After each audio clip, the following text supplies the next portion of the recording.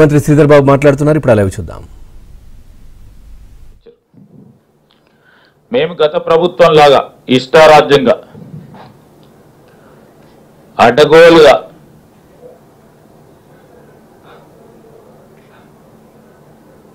ఎవరికి సంబంధం లేకుండానే జీవోలు తీయటం, అదేవిధంగా ప్రభుత్వానికి సంబంధించిన చెల్లింపుల విషయంలో కానీ అనుమతులు లేకుండా ఎప్పుడు కూడా మా ప్రభుత్వం చేయలేదు. వారి ప్రభుత్వంలో వారి హయంలో ఏం చేసినా దాని వెనుక ఒక మతలబు ఉండేది కనుక మా ప్రభుత్వ పాలసీలో భాగంగా ప్రభుత్వ సంక్షేమం మాకు కనబడితే వారి కేవలం ఆ మతలకు కనబడతా ఉంది. వారి కోణం నుంచి వారి ఆలోచన మేరకు వారి దృష్టి ప్రకారం ఆ విధంగా ఆలోచన కనబడతా ఉంది. వారు చెప్పిన కొన్ని అంశాలు మొన్న ప్రభుత్వ పరంగా తీసుకున్న క్యాబినెట్లో పరంగా నిర్ణయాలు తీసుకున్నాం. ఆ నిర్ణయాలకు అనుగుణంగానే ఈరోజు మేము తీసుకొస్తా ఉన్న కొత్త పాలసీలో పారిశ్రామిక వాడలకు సంబంధించిన భూముల విషయంలో వారు మరొక దుష్ప్రచారం, సత్యదూరమైన విషయాలు ఈ రాష్ట్ర ప్రజలకి ముందర పెట్టే ప్రయత్నం చేశారు. మొత్తం భూమి 9,292 ఎకరాలు. ఆ 9,202 ఎకరాలకు సంబంధించి వారు చెప్పారు. సరే, దాంట్లో ప్లాటెడ్ ఏరియా 4,740 ఎకరాలు. స్పష్టంగా ఏ విధంగా వారు చెప్పడం అనేది సూచసాగే చెప్పినప్పుడు ఆ దొడ్లాతనము అక్కడే కనబడదు. వారి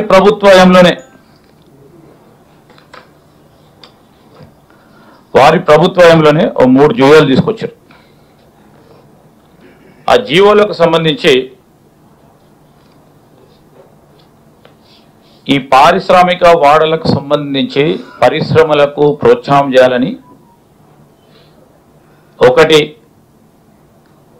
లీజ్ ల్యాండ్స్ ఉంటాయి. పరిశ్రమలను ప్రోత్సాహం చేయాలని ప్రభుత్వం అనేక సంవత్సరాలుగా ఇండస్ట్రీస్ పరంగా ఒక రేటును ఏర్పాటు చేసుకొని ఆ రేటు పరంగా పూర్తి స్థాయిలో ఉన్న ఆ భూముల పరంగా ఉన్న హక్కులను ఆ పారిశ్రామికవేత్తలకి, చిన్న మధ్య పెద్ద పారిశ్రామికవేత్తలకి ఇచ్చి దాన్ని ఫ్రీ హోల్డ్ ల్యాండ్గా గుర్తించడం జరుగుతుంది. Simple logic. 2023 వారి ప్రభుత్వ హయాంలో వారు 3 జీవోలు ఇచ్చారు. ఒకటి ఆజామాబాద్, రెండవది బాలనగర్, మూడవది హఫీజ్పేట్. ఈ 3 జీవోలకు సంబంధించి GOMS 19 ఆజామాబాద్కి సంబంధించి, GOMS 20 29/8/2023లో హఫీజ్పేట్ కూడా GOMS 21 అదే డేట్లో వారి Hyderabad industrial land transformation policy అని తీసుకొచ్చి ఈ ఇండస్ట్రియల్ ల్యాండ్స్ ఎస్టేట్స్ కూడా ఏవైతే ఉన్నాయో ఈ లీజ్ ల్యాండ్స్, ఈ లీజ్ ల్యాండ్స్ని ఫ్రీ హోల్డ్ చేయాలని చెప్పడం జరిగింది. సో ఇప్పుడు మేము తీసుకొస్తా ఉన్న పాలసీ ప్రకారం ఈ ఆజామాబాదు, బాలనగరు, హఫీజ్పేట్కు సంబంధించిన లీజ్ హోల్డ్ ల్యాండ్స్ వారే చేసిండ్రు, దీంట్లో లేదు. ఒకటి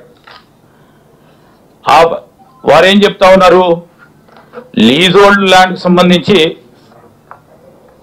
వారు తీసుకున్న నిర్ణయం ఈరోజు ఈ ప్లాటెడ్ ఏరియాకు సంబంధించిన ఫ్రీ హోల్డ్ అంటే free hold rights of the lands అంటే వారికి ఎవరికైతే ఈ భూమిపై హక్కులు పూర్తి స్థాయిలో ఉంటాయో వారికి కంప్లీట్గా పర్మనెంట్గా అన్రిస్ట్రిక్టెడ్ ఓనర్షిప్ ఉంటుంది ఆ ల్యాండ్కు సంబంధించి ఫ్రీ హోల్డ్ ల్యాండ్స్లో. అక్కడ ఉన్న వారి స్ట్రక్చర్స్ పై వారికే అధికారం ఉంటుంది. ఈ పారిశ్రామిక వాళ్ళ భూముల స్వాధీనంలో అనుభవంలో ఉన్నవారికి ఫ్రీ హోల్డ్ రైట్స్ని లీజ్ హోల్డ్ చేస్తా ఉన్న రైట్స్ బీఆర్ఎస్ ఇంతకుముందు చెప్పినట్టు 3 జీవోలు కూడా చేయడం జరిగింది. ఇప్పుడు ఫ్రీ హోల్డ్ ఉన్న భూములకు ఇంపాక్ట్ ఫీజ్ అంటే వారు కన్వర్షన్ చేసుకునే వీలు సంకల్పన చేయడానికి కన్వర్షన్ ఫీజ్ 30%. ఇదే అమ్ముకునేది కాదు. ఉదాహరణకి మీకు భూమి ఉంటే దాన్ని అమ్ముకునే హక్కు మాకు ఉండదు, ప్రభుత్వానికి ఉండదు.